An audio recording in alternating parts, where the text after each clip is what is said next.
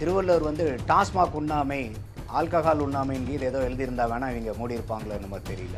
டாஸ்மாக்ல இந்த மாதிரி முறைகேடா சம்பாதிக்கிற பணத்தை வச்சுதான் இன்னைக்கு அரசியலே நடத்துறாங்களோங்கிற அளவுக்கு ஒரு பெரிய நிலையை வந்து இந்த டாஸ்மாக் எட்டியிருக்கு. மதுவை வந்து அடிமையாகாமல் இருக்க முடியாது, நாங்கள் வந்து இங்கே டாஸ்மாகை மூடிட்டா நாங்கள் வந்து கள்ளச்சாராயம் உள்ள வந்துடும், இதெல்லாம் வந்து ஒரு பகுத்தறிவாதிகள் பேசக்கூடிய பேச்சா? அப்போ டாஸ்மாக் இல்லைன்னா கள்ளச்சாராயம் வந்துடும்னா அப்போ டாஸ்மாக் இருந்தும் ஏன் இன்னைக்கு கள்ளச்சாராய சாவு வந்துருச்சு? கள்ளச்சாராயம் குடிச்சிட்டு சாவுறது தான் தமிழ்நாட்டில் புனித சாவு. ஏன்னா உடனடியாக உங்களுக்கு 10 லட்ச ரூபா கிடைக்கும், அதுவும் துணை முதலமைச்சரே கொண்டாந்து உங்களுக்கு கொடுப்பார். நீங்க வேற ஒரு மாணவனை வந்து நீங்க கொண்டாந்து இந்த கடையில வாங்க வச்சீங்கன்னா உங்களுக்கு ஒரு கூல் லிப் ஃப்ரீ. மாணவர்களையும் ஏஜென்ட் ஆக்கிட்டு இருக்காங்க. 21% வந்து அவங்க சொல்றது எங்களுக்கு ஈஸியா கிடைக்குதுங்கிறாங்க. அப்ப காசை கொடுத்தா யாருக்கு வேணா என்ன வேணா கிடைக்குமா தமிழ்நாட்டுல? இதுதான் அரசாங்கம் நடத்தக்கூடிய ஒரு அழகா? அப்ப இதுதான் வந்து திராவிட மாடல் 1.0. இதுக்கு மறுபடியும் வந்து இதை கண்டினியூ ஆகிறதுக்கு திராவிட மாடல் 2.0 வேற வேணுமா?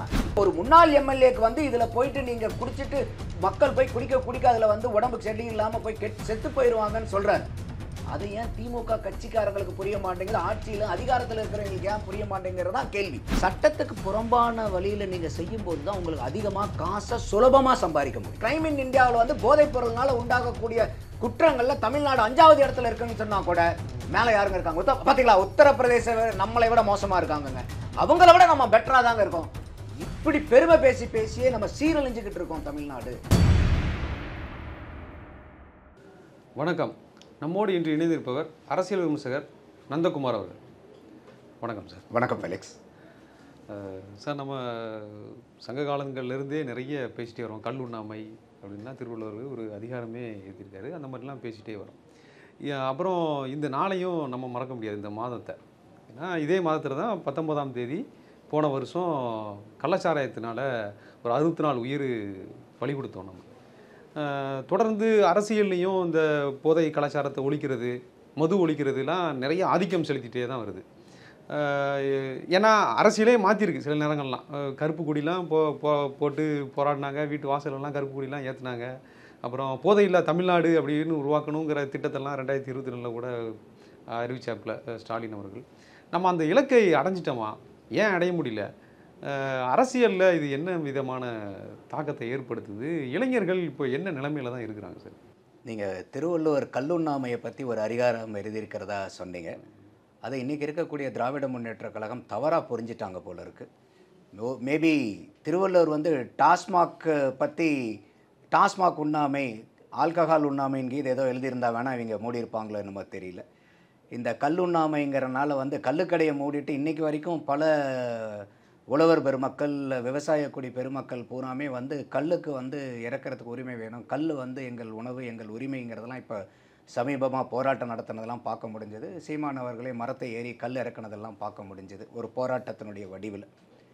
அந்த மாதிரி இருக்கும்போது இவங்க வந்து வள்ளுவர் வந்து கல்லுண்ணாமை தானே சொல்லியிருக்காரு, டாஸ்மாக் உண்ணாமை சொல்லியேங்கிற ஒரு அடிப்படை புரிதலில் இது தவறாக புரிஞ்சிட்டு இருக்காங்களோன்னு நான் பார்க்குறேன். இன்றைக்கி இவங்க டாஸ்மாகை மூடாததுக்கு காரணம் இன்றைக்கி 48,000 சில்லற கோடி வந்து வருமானம் வருது இதில் டாஸ்மாகில். அதோட இன்றைக்கி பாட்டிலுக்கு 10 ரூபா 20 ரூபா 30 ரூபான்னு வைக்கிறதுல அதில் பல்லாயிரக்கணக்கான கோடிகள் வந்து எக்ஸ்ட்ரா ரெவென்யூ வருது. இதெல்லாம் நம்ம கூட்டி கழித்து பார்க்கும்போது இந்த டாஸ்மாகில் இந்த மாதிரி முறைகேடாக சம்பாதிக்கிற பணத்தை வச்சு தான் இன்றைக்கி அரசியலே நடத்துகிறாங்களோங்கிற அளவுக்கு ஒரு பெரிய நிலையை வந்து இந்த டாஸ்மாக் எட்டியிருக்கு. அப்போ இன்றைக்கி இந்த டாஸ்மாகை வந்து மக்கள் வேண்டான்னு சொல்லி தான் போராடிட்டு இருக்காங்க ஒவ்வொரு நேரமும். ஏகப்பட்ட மக்கள் வந்து அது குறிப்பாக பெண்கள். இன்றைக்கி இருக்கக்கூடிய திராவிட முன்னேற்ற கழகம் வந்து பெண்களுக்கு நாங்கள் தான் வந்து காவலர்கள், நாங்கள் பெண் உரிமையை போற்றக்கூடிய கட்சி, பாருங்கள் அவங்களுக்கு மாதம் 1000 ரூபா கொடுக்குறோம், பஸ்ஸில் வந்து இலவச பிரயாணம் கொடுக்குறோம், எவ்வளவோ நாங்கள்லாம் பண்ணுறோம், புதுமை பெண் திட்டத்தெல்லாம் நாங்கள் கொண்டு வரோம், பெண்களுக்கு பூரா நாங்கள் தான் வந்து இதெல்லாம் கொடுக்குறனால பெண்கள் வாக்கு பூரா நமக்கு தான் அப்படின்றாங்க. ஆனால் இன்றைக்கி டாஸ்மாக்னால சீரழிஞ்சு போகிறது யார்? குடும்பம். அந்த குடும்பத்தை தாங்கி நிற்கக்கூடியது யார்? பெண்கள்.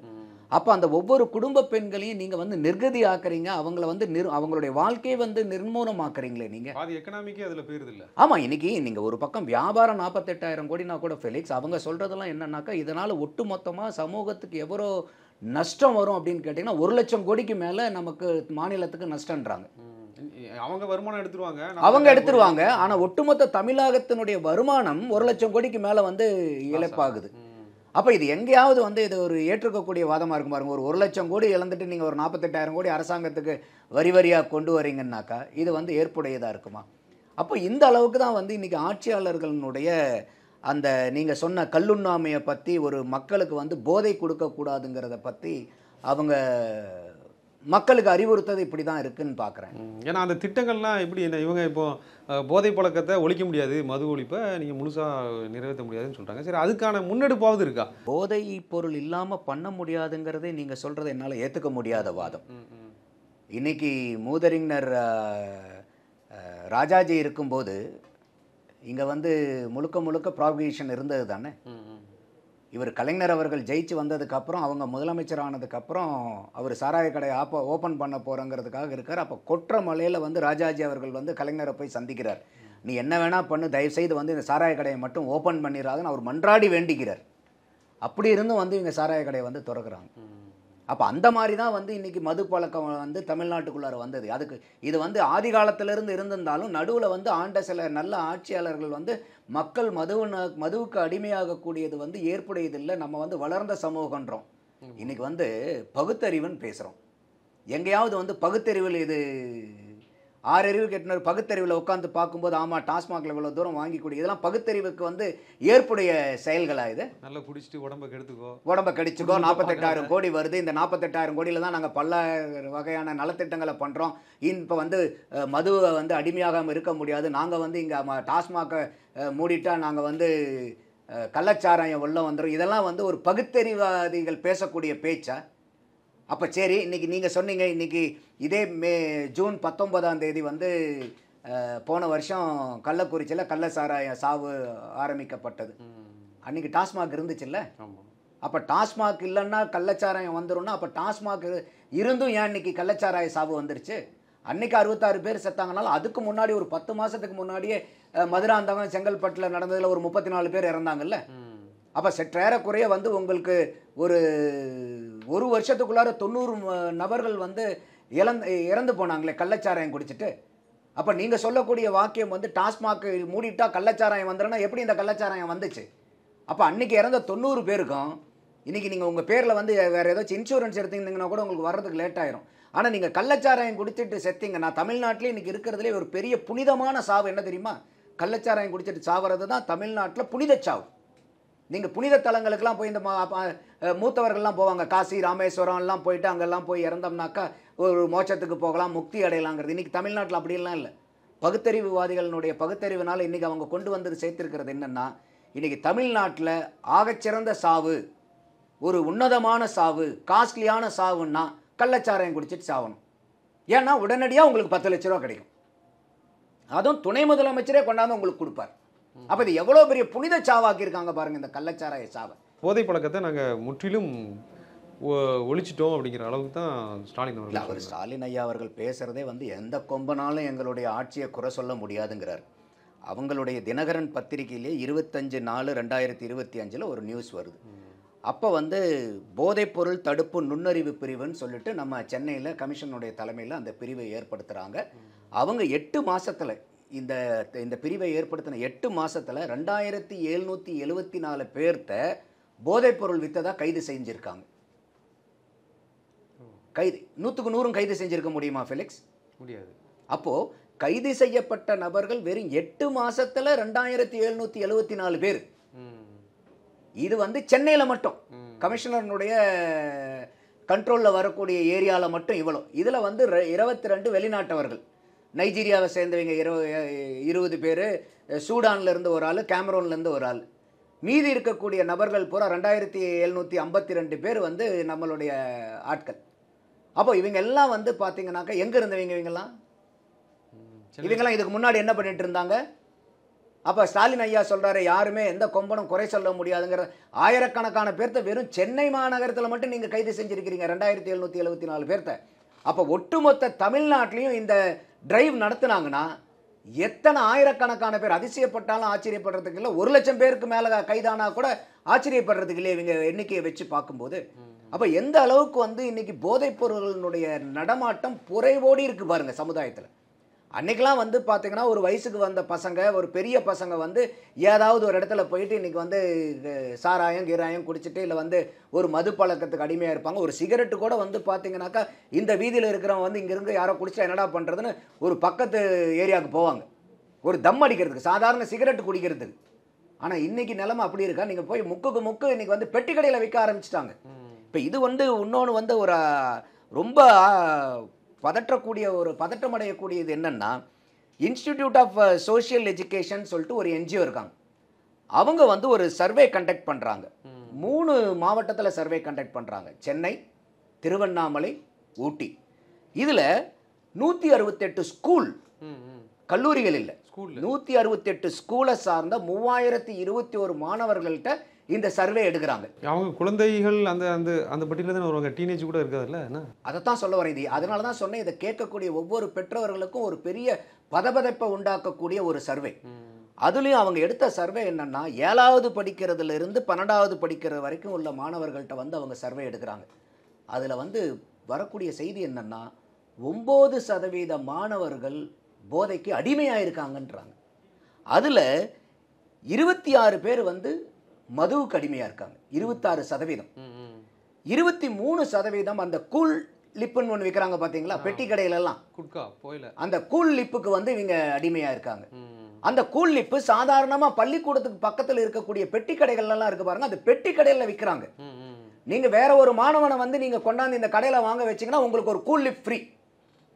மாணவர்களையே ஏஜென்ட் ஆக்கிட்டு இருக்காங்க தமிழ்நாட்டில். இது நடந்துகிட்டு இருக்கு. அடுத்தது 22% பேர் வந்து மற்ற புகையிலை சம்பந்தமானது, 10 பேர் வந்து கஞ்சாக்கு அடிமையாக இருக்காங்க. இதெல்லாம் யாரு? 7வதுலேருந்து 12வது படிக்கக்கூடிய மாணவர்கள். இது வெறும் இந்த சர்வே எங்கே எடுத்திருக்காங்க? வெறும் 3 மாவட்டம். தமிழ்நாடு ஃபுல்லாக எடுத்தால் அதிர்ச்சியாக இருக்கும் போல. இன்னும் எங்கே போயிருக்கு இருக்கு சமுதாயம், எங்கே போய்கிட்டு இருக்கு? இதுதான் எந்த கொம்பனும் குறை சொல்ல முடியாத ஒரு ஆட்சியா? இதெல்லாம் 7வதுலேருந்து 12வது ஒரு மாணவன் அவனுடைய வாழ்க்கையை அடிப்படையை கட்டமைக்கக்கூடிய வயது இந்த வயது. இந்த சின்ன வயசுல அவன் என்ன மாதிரி வந்து அவனுக்கு நற்பண்புகள், நல்ல நெறிகள், நல்ல குணாதிசயங்கள், நல்ல நடத்தைகள் எல்லாம் அமைக்க பெற வேண்டிய வயது. இந்த வயதுல நீங்க போதைக்கு அடிமையாகிற அளவுக்கு நீங்க இருக்கீங்கன்னா என்ன காரணம்? இதுல இன்னொன்று காரணம் என்னன்னு கேட்குறாங்க. எதனால வருதுங்க போது பியர் ப்ரெஷர் 45%, கூட இருக்கிறவன் கெடுக்கிறது 45%. என்னடா இதை கூட அடிக்கலனா என்னடான்ட்டு எல்லாத்துக்கும் மேல 21%. அவனுக்கு கூட இருக்கிறவன்னா அவன் ஏஜ்ல தானே இருப்பான். அவன் ஏஜ்ல தான் இருப்பான். அவன் என்ன சொல்றான், இதெல்லாம் அடிக்கலனா எப்பறா நீ? அப்ப அவனை எந்த அளவுக்கு தாதாகிரியா மாத்தி வச்சிருக்காங்க பாருங்க. இத அடுத்தது 21% வந்து அவங்க சொல்றது எங்களுக்கு ஈஸியா கிடைக்குதுங்கறாங்க. ஈஸியா கிடைக்கிறனால எங்களுக்கு இது செய்யுது. அப்புறம் நாங்க அவ்வளவு கண்ட்ரோலா வச்சிருக்கோம், போலீஸ்லாம் அவ்வளவு பாதுகாப்பா இருக்கு, கஞ்சா இவ்வளவு பிடிச்சிட்டோம் அவ்வளவு பிடிச்சிட்டோம். நல்லா யோசிச்சு பாருங்க. அப்ப அவங்க சொல்றது 21% மாணவர்கள்ட்ட எதனால கெட்டு போறீங்கன்னு கேட்கும்போது எங்களுக்கு ஈஸியா சுலபமா கிடைக்குது அதனால கெட்டு போறோம். அதான் நீங்க சொல்றத பார்த்தா ஒரு 7ஆம் கிளாஸ் பையனுக்கு ஈஸியா கிடைக்குதுன்னா அப்போ அது எப்படி? நீங்க ஒரு பெரிய ஆளு அந்த காலத்துல போயிட்டு எதையாவது ஒண்ணு கஞ்சா கிஞ்சான்னா வாய் திறக்கிறதுக்கு எவ்வளவு பேர் பயப்படுவாங்க. இல்ல சிகரெட்டுன்னு கேட்கறது, சிகரெட் கேட்கறதுக்கே வந்து எவ்வளவு பயப்படுவாங்க. இன்னைக்கு நீங்க சொல்ற மாதிரி 7வது படிக்கக்கூடிய மாணவன் போய் இன்னைக்கு கஞ்சா, கூல்லிப்பு, ஆல்கஹால் இதெல்லாம் இருக்குன்னா அப்ப காசை கொடுத்தா யாருக்கு வேணா என்ன வேணா கிடைக்குமா தமிழ்நாட்டில்? இதுதான் அரசாங்கம் நடத்தக்கூடிய ஒரு அழகா? அப்ப எந்த அளவுக்கு நம்ம சமுதாயம் போய்கிட்டு இருக்கு? அப்ப இதுதான் வந்து திராவிட மாடல் 1.0. இதுக்கு மறுபடியும் வந்து இதை கண்டினியூ ஆகிறதுக்கு திராவிட மாடல் 2.0 வேற வேணுமா? அப்புறம் அவங்க இன்னொன்று என்ன சொல்றாங்கன்னா, நாங்க போதைப் பொருள் இங்கெல்லாம் பெருசா தயாரிக்கல, வெளியில இருந்து தான் வருது, திட்டமிட்டு செய்கிறாங்களோ அப்படின்னு ஒரு கொஸ்டினை வச்சுட்டு. ஓகே, இது அது உண்மையினே கூட வச்சுக்கங்க. நீங்கள் உள்ளாரையே வந்து தமிழ்நாடு பூரா வந்து நீங்கள் உற்பத்தி பண்ணுறதை வந்து தடுக்கிறது ஈஸியா, இல்லை தமிழ்நாடு பார்டருக்குள்ளார வர்றதை தடுக்கிறது ஈஸியா? வராமல் தடுக்கிறது தானே. வராமல் தடுக்கிறது தானே ஈஸி. ஏன்னா பார்டரை வந்து நீங்கள் ஈஸியாக போட முடியும். ஒட்டு மொத்தமாக தமிழ்நாட்டுக்குள்ளார ஒவ்வொரு வீட்டுக்கு நீங்கள் ஆளை போட முடியாது. அட்லீஸ்ட் பார்டர் ஏரியாவை நீங்கள் கவர் பண்ணலாம். முடியுமா முடியாதா? அப்போ அந்த பார்டர் ஏரியாவில் வெளியிருந்து தான் வருதுன்னா அது நீங்கள் உள்ளுக்குள்ளார தடுக்கிறத விட பார்டர் தாண்டி வரதை தடுக்கிறது ரொம்ப சுலபம். ஏன்னா ஒரு மாநிலத்திலேருந்து இன்னொரு மாநிலத்துக்குள்ளார வரதை தடுக்கிறதுக்கு நிறைய உங்களுக்கு ஆப்பர்ச்சுனிட்டி இருக்குது, வாய்ப்புகள் இருக்குது. அப்போ இதையும் வந்து எவ்வளோ பெரிய ஒரு சப்பக்கட்டா கட்டுறீங்க, ஒரு பொய் பேசுகிறீங்கன்னு ஒரு அம்பலப்பட்டு போகுதா இல்லையா? அப்போ இதில் என்னன்னா ஒரு பொலிட்டிக்கல் வில் வேணும். அவர் ஸ்டாலின் ஐயா அவர்கள் என்ன சொல்லிக்கிறாரு, நான் வந்து அப்பா, என்னை எல்லாருமே வந்து அப்பான்னு கூப்பிடுறாங்க, அவ்வளோ வாஞ்சியோட சொல்கிறாரு. வரவேற்கிறோம், உங்களை அன்பா எல்லாருமே அப்பான்னு சொன்னால் நீங்கள் அதை அதை வந்து சந்தோஷிச்சுக்குங்க, நீங்கள் அதை வந்து அனுபவிச்சுக்குங்க. ஆனால் ஒரு அப்பா செய்யக்கூடிய விஷயம் என்ன? அப்பா செய்யக்கூடிய விஷயங்களா இது? டாஸ்மாகை வந்து மூடாமல் வச்சிட்டு இருக்கிறது. அப்போ இதில் வேற பக்கத்தில் வந்து இப்போ சமீபமாக நெல்லிக்குப்பத்தை சார்ந்த ஒரு முன்னாள் எம்எல்ஏ வந்து புகழேந்தின்னு நினைக்கிறேன் அவர் பேர். அவர் வந்து திமுக கார், அவர் பேசுகிறாரு, நாங்கள் போன தடவை தோத்ததுக்கு காரணமே வந்து டாஸ்மாகை மூடுவோன்னு சொன்னோம். சரி, டாஸ்மாகை மூடுவோன்னு சொன்னாக்கா பெண்கள் வாக்கெல்லாம் வரும்னு நினச்சோம். ஆனால் கடைசியில் பார்த்தா குடிக்கிறவங்களாம் ஒன்று சேர்ந்து எங்களுக்கு வாக்கு போடாமல் போயிட்டான். அதனால தான் இந்த தடவை நீங்கள் மறுபடியும் தேர்தல் நடக்கும்போது நீங்கள் வந்து டாஸ்மாகை மூடுவீங்களான்னு கேட்டாங்க. நாங்கள் எதுவுமே சொல்லலை, எங்கள் வாயை மூடிக்கிட்டோம் அப்படின்னு யார் சொல்கிறா? முன்னாள் எம்எல்ஏ புகழேந்தி பேசுகிறார். அதோட அவர் இன்னொரு டைலாக் என்ன சொல்கிறாருன்னா, எனக்கு அதிகாரம் இருந்துச்சுன்னா அவர் டிசோன் பண்ணிக்கிறார். இது கட்சியினுடைய ஸ்டேட்மெண்ட் இல்லை, ஸ்டாலினுடைய ஸ்டேட்மெண்ட் இல்லை, இது என்னுடைய ஸ்டேட்மெண்ட்டு. எனக்கு முழு அதிகாரம் இருந்தால் இந்த மாதிரி மதியானம் திறந்து நைட்டு மூடுறதெல்லாம் இருக்காது. முழு நேரமும் கடையை ஓப்பன் பண்ணிடுவேன், 24 மணி நேரம். அதில் போய் குடிச்சிட்டு சாவரவன் சாவுங்க, அவன்லாம் நாட்டுக்கு தேவையில்லாதவன். மீதி இருக்கிறவங்களுக்கு நாங்கள் நல்லாட்சி கொடுப்போன்றார். இதில் போய் குடிச்சிட்டு சாவறீங்களேடா முட்டாள்களான்னு ஒரு மறைமுகமாக திட்டார். அப்போ ஒரு முன்னாள் எம்எல்ஏக்கு வந்து இதில் போயிட்டு நீங்கள் குடிச்சிட்டு மக்கள் போய் குடிக்க அதில் வந்து உடம்புக்கு சரி இல்லாமல் போய் செத்து போயிடுவாங்கன்னு சொல்கிறார். அது ஏன் திமுக கட்சிக்காரங்களுக்கு புரிய மாட்டேங்குது, ஆட்சியில் அதிகாரத்தில் இருக்கிறவங்களுக்கு ஏன் புரிய மாட்டேங்கிறது தான் கேள்வி. உங்கள் கட்சியினுடைய முன்னாள் எம்எல்ஏவே இது மோசமான செயல்ங்கிறாரே. அப்போ இதை ஏன் நீங்கள் ஒரு அரசாங்கம் வந்து இன்னும் இதை ஏன் வருமானமாக நீங்கள் பார்க்குறீங்க? அப்போ நமக்கு அரசாங்கத்துக்கு வருமானம் கொடுக்குற மாதிரி இருந்தால் எந்த தொழில் வேணால் செஞ்சிடலாமா? இல்லை, அப்புறம் நம்ம தமிழ்நாட்டோட எதிர்காலத்தை உருவாக்கணும், எக்கனாமிக்கலாக உருவாக்கணும்னு சொல்கிறாங்க. சரி, இந்த மாதிரி இளைஞர்கள் வந்து போதை பழக்கத்துக்கு அடிமையாயிட்டாங்கன்னா அப்புறம் கல்வி எப்படி இருக்கும், இல்லை அவங்களுடைய உடல்நிலை எப்படி இருக்கும், இல்லை பொருளாதார சிக்கல் இதில் அடங்கியிருக்கும்ல? இல்லை, நல்லா யோசிச்சு பாருங்க. இன்னைக்கு ஒரு வேலை இருக்கும்னு ஒரு இந்தியாவினுடைய பெருமையை இன்னைக்கு என்ன சொல்கிறாங்கன்னாக்கா, ஒரு பெரிய பலம் இந்தியாவுக்கு என்னன்னா அந்த இளைஞர்களுடைய பட்டாளம் அதிகமாக இருக்கு. 60% மேலே இளைஞர்கள் தான் நம்ம நாட்டில் இருக்காங்கன்றாங்க. அது தமிழ்நாட்டுக்கும் பொருந்தும் இல்லையா? அப்போ அந்த இளைஞர்களை பூரா நீங்கள் போதைக்கு அடிமையாக்கிட்டீங்கன்னா ஒரு வருமானங்கிற பேரில் என்ன நடக்கும் அந்த இளைஞர்களுக்கு? இன்னைக்கு வந்து ஒருத்தர் இன்னைக்கு குடிச்சிட்டார், அதிகமாக குடிச்சிட்டார், அவரால் வந்து அடுத்த நாள் நல்லபடியாக போய் வேலையை பார்க்க முடியுமா? ஹேங் ஓவர்னு ஒன்று சொல்லி பல பேர் கேள்விப்பட்டிருக்கோம் இல்லையா? அப்போ அவங்களுடைய மேன் ஹவர்ஸ் பாதிக்குது, அவங்களுடைய ஹெல்த் பாதிக்குது. அந்த ஹெல்த்துக்கு போய் இவங்க வந்து செலவு பண்ணி ஆகணும். அப்போ வந்து இளமையிலையும் அவங்களை வந்து நீங்கள் வியாதியஸ்தராக்குறீங்க. இது அதாவது மருத்துவம் என்ன சொல்லுதுன்னா, ஒரு சொட்டு ஆல்கஹால்னால கூட உடம்புக்கு நல்லதில்லைன்றாங்க. ஆல்கஹால்னால உடம்புக்கு நல்லதில்லை அப்படிங்கிறாங்க. அப்போ இந்த மாதிரி இருக்கும்போது நீங்கள் இளைஞர்களை பூராமே யாரை வந்து நம்ம பலம் நம்பிட்டு இருக்கோமோ அந்த இளைய சமுதாயத்தை பூரா நீங்கள் வந்து இன்னைக்கு குடிக்கி அடிமையாக்குறீங்க அப்படின்னாக்கா இதை எப்படி வந்து பொதுமக்கள் மன்னிப்பாங்க? அதனால தான் இந்த சர்வே பாருங்க, 7ஆவதுலேருந்து 12ஆவது படிக்கக்கூடிய மாணவர்கள் 9% பேர் வந்து அடிக்ட் ஆகிருக்காங்களே, போதைக்கு அடிமையாக இருக்காங்க. டேஸ்ட் பண்ணுறீங்களா? அடிமையாகிறவங்க. அப்போ அவங்களுடைய வாழ்க்கையெல்லாம் என்னத்துக்கு ஆகிறது? அந்த குடும்பம் என்ன? அவங்க அப்பா அம்மாவை யோசிச்சு பாருங்க. அப்போ அப்பப்போ குடிக்கிறவங்கள எடுத்தால் இன்னும் அதிகமாகும். அதனால தான் இப்போ சமீபமாக ஒரு செந்தில் பாலாஜி அவர்கள் வந்து சிறைக்கு போனதுக்கப்புறம் நடுவில் முத்துசாமி ஐயா வந்தார், துறைக்கு அமைச்சர். அவர் என்ன சொன்னார்? அடிமையானவங்களை புறம் குடிகாரன்னு சொல்லாதீங்க, மதுப்பிரியர்கள்னு சொல்லுங்கன்னார். இப்படி தான் இருக்க ஆட்சியாளர்களுடைய லட்சம். இன்னைக்கு சமீபமாக பார்த்தீங்கன்னாக்கா பண்ருட்டியில் 80 வயசு பாட்டியை, எத்தனை வயசு? 80 வயசு பாட்டி, 80 வயசு பாட்டியை 4 பேர் போதையில் இருந்து அந்த அம்மாவை வந்து பலாத்காரம் பண்ணியிருக்காங்க. இளைஞர்கள் 35 வயசுக்கு கீழே இருக்கக்கூடிய இளைஞர்கள் 80 வயசு பாட்டிய. அப்ப இவங்களை பூராமே வந்து பெண் பிரியர்கள்னு சொல்லிடலாமா இனிமேல்? ஏன்னா முத்துசாமி ஐயாவுடைய வார்த்தை பிரகாரம் போதைக்கு அடிமையானவர்கள் மது பிரியர்கள். இப்ப இன்னைக்கு 80 வயசு பாட்டிய கூட ஒரு காம இச்சை கொண்டு காம வெறியர்களா ஒரு மிருகத்தை விட மோசமா போய் அங்க பாலியல் வன்புணர்ச்சி பண்றானா 4 பேர்த்த, அவனை வந்து காம கொடூரன்னு சொல்லாம பெண் பிரியர்கள்னு சொல்லிடலாமா இனிமேல்? அதுவும் அவங்க மது பழக்கத்திற்கு அடிமையாகி தான் அப்படி பண்ணியிருக்காங்கன்னு. ஆமா, இதில் தடுக்கிறதுல அவங்களுக்கு என்ன பிரச்சனை? ஏன் அதில் ஒரு எஃபர்ட் ஏன் போட மாட்டேன்றாங்க? காரணம் என்னன்னு கேட்டிங்கன்னா, நம்ம ஏற்கனவே பல நேரங்களில் பேசின மாதிரி இன்னைக்கு டாஸ்மாக் வந்து வெறும் அரசாங்கத்துக்கு வரக்கூடிய அந்த வரி வருவாய் மட்டும்தான் 48,000 கோடி. இல்லை, அப்புறம் டாஸ்மார்க்கை தாண்டி இப்போ ஆன்லைனில் போதை ஊசியாக இருக்கட்டும், மாத்திரைகளாக இருக்கட்டும், இதுவும் தொடர்ந்து இவங்க இளைஞர்களுக்கு கிடச்சிக்கிட்டே இருக்கு. எல்லா கட்டுரையும் எழுதுறவங்க பூரா இந்த மாதிரி போதை சம்பந்தமாக கட்டுரை எழுதுறவங்க பூராமே அவங்க சொல்றது என்னன்னா, இது வந்து ஆட்சியிலையும் அதிகாரத்திலையும் அதிகாரத்தில் இருக்கிறவங்கனாலையும் ஆட்சியில் இருக்கிறவங்களுடைய அவங்களுடைய சப்போர்ட் இல்லாமல் இது நடக்கிறதுக்கு வாய்ப்பே இல்லைன்னு தான் எழுதுறாங்க. யார் அந்த கட்டுரை எழுதினாலும் சரி. அதே மாதிரி ஈஸியாக எல்லா இடத்துலையும் கிடைக்குது. ஒரு கிடைக்கிறதுக்கு இல்லைன்னா கூட அவன் வந்து இப்போ மெனக்கட மாட்டான். இப்போ நம்மளே என்ன சொல்கிறோம், நீங்கள் டாஸ்மாகை வந்து இழுத்து மூடுங்க, உடனே என்ன சொல்லுவாங்க, பக்கத்து மாநிலத்துக்கு போய் குடிச்சிட மாட்டாங்களா? ஐயோ, பக்கத்து மாநிலத்துக்கு போய் குடிக்கிறதுக்கு ஒரு முயற்சி எடுக்கணுமா இல்லையா? அவன் இங்கிருந்து ஏறி பாண்டிச்சேரியோ இல்லை வந்து நீங்கள் பார்டர் எந்த இடத்துல இருக்கீங்களோ அவன் மட்டும்தான் போய் சேரணும். அதனால் இப்போ சென்னையில் இருக்கிறவன் போகணுன்னா எங்கே போகணும்? அப்போ அவன் வந்து ஒரு நூற்றுக்கணக்கான கிலோமீட்டர் போய் குடிச்சிட்டு வரணும். அதுக்கு ஒரு மெனக்கடல் இருக்குது. அதுக்கு நேரங்காலம் விரையா பண்ணணும், காசு பணம் செலவு பண்ணணும். இதையெல்லாம் பண்ணுறதுக்கு எத்தனை பேருக்கு வாய்ப்பு இருக்குது? அவன் அங்கே போய் குடிச்சிருவானேங்கிறதுக்காக அவன் வீட்டுக்கு பக்கத்துலேயே கடை போட்டு கொடுத்தீங்கன்னா, குழந்தைகள் மத்தியில் அதிகமாக இந்த மாதிரியான போதை பழக்க வழக்கங்களை ஏன்னா அது மிகப்பெரிய இதுனே சொல்லலாம், மிகப்பெரிய அபாயம்னே சொல்லலாம், ஒரு எதிர்காலத்துக்கான மிகப்பெரிய அபாயம்னே சொல்லலாம். இதை தடுக்கிறதுல இவங்களுக்கு ஏன் பிரச்சனை இருக்குன்னு கேட்குறேன். நான் எந்த ஆட்சியாக இருந்தாலும் இதை தடுக்க வேண்டியது தானே மிகப்பெரிய, நம்ம எக்கனாமிக்கலாக வளர்ந்துட்டோம், இல்லை பெண்கள் முன்னேற்றத்தில் மிகப்பெரிய அளவில் வளர்ந்துட்டோம் அப்படின்னு சொல்கிறதையும் தாண்டி குழந்தைகளுடைய எதிர்காலத்துக்காக தான் நம்மளுடைய முன்னேற்றமே இருக்குது. நம்ம முன்னேற்றம் அப்படின்னு சொல்கிறதே குழந்தைகளுடைய எதிர்காலத்துக்கு தான்.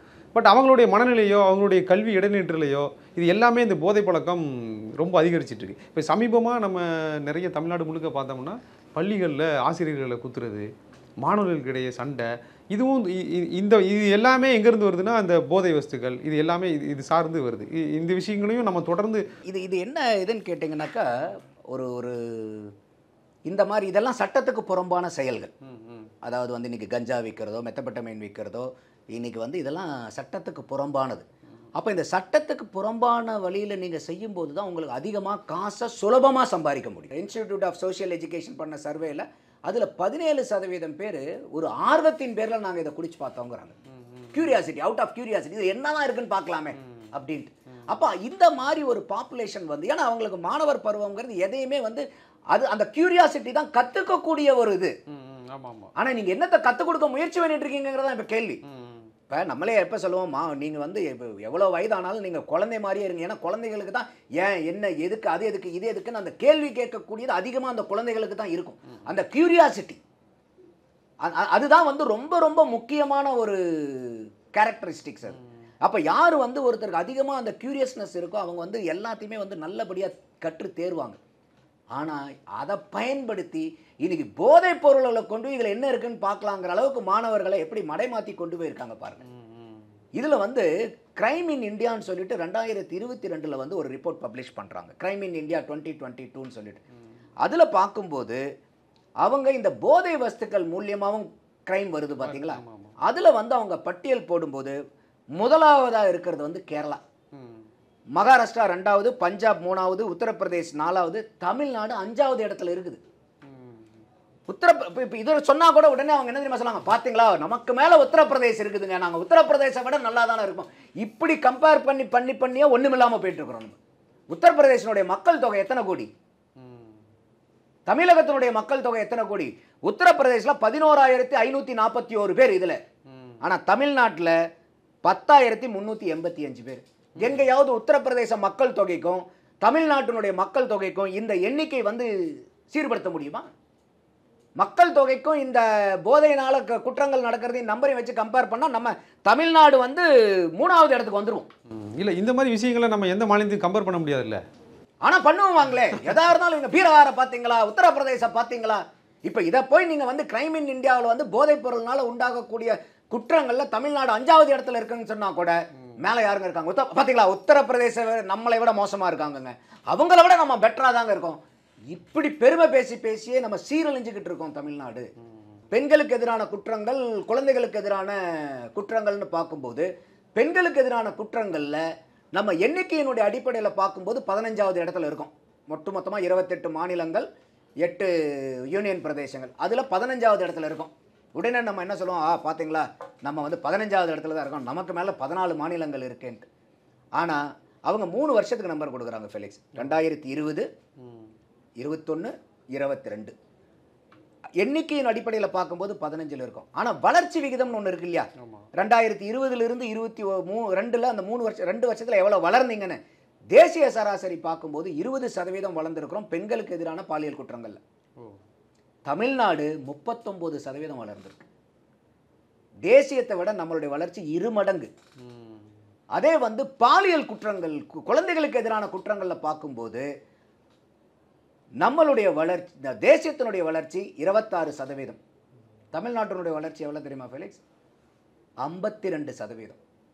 அப்போ பெண்களுக்கு எதிரான குற்றங்கள்லையும் குழந்தைகளுக்கு எதிரான குற்றங்கள்லையும் வளர்ச்சியை எடுத்து பார்க்கும்போது தேசம் எந்த அளவுக்கு வேகமாக வளருதோ அதை விட 2 மடங்கு வேகத்தில் அதிகமாக துரிதமாக வளர்ந்துகிட்டு இருக்கிறது தமிழ்நாட்டில்.